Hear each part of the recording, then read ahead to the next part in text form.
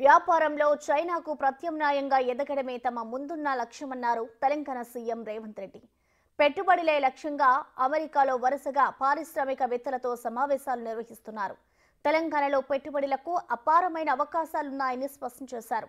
పరిశ్రమల అవసరాలు, అభిరుచికి అనుగుణంగా తమ ప్రభుత్వం నూతన పారిశ్రామిక విధానాన్ని రూపొందిస్తుందని ప్రకటించారు. అమెరికాలో ఉన్న వ్యాపార అవకాశాలన్నీ తెలంగాణలో ఉన్నాయన్నారు సీఎం రేవంత్.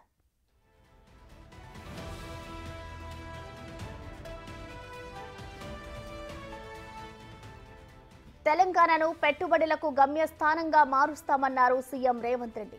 హైదరాబాద్ను ఫ్యూచర్ సిటీగా నిర్మిస్తామన్నారు.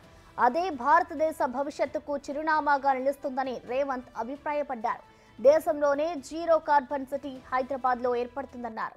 ఫ్యూచర్ సిటీలో ఆర్టిఫిషియల్ ఇంటెలిజెన్స్ హబ్తో పాటు medical, tourism, sports, software, pharma విలేజ్లను అభివృద్ధి చేస్తామన్నారు.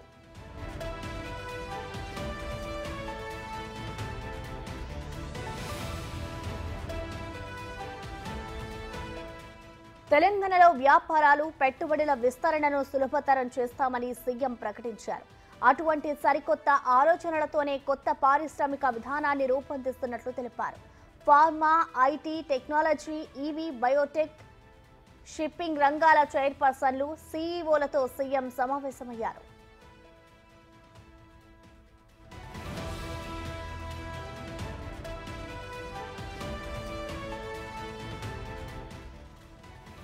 హైదరాబాద్తో పాటు తెలంగాణ రాష్ట్రాన్ని పారిశ్రామిక క్లస్టర్లుగా విభజిస్తామన్నారు. భవిష్యత్ ప్రణాళికలు, తెలంగాణ చరిత్రపై సీఎం ప్రజెంటేషన్ ఇచ్చారు. పెట్టుబడుల గమ్యస్థానంగా దేశంలోనే అందరినీ తెలంగాణ ఆకర్షిస్తుందన్నారు. రాష్ట్రంలో అనుకూలతలన్నిటినీ ముఖ్యమంత్రి ఈ సందర్భంగా వివరించారు.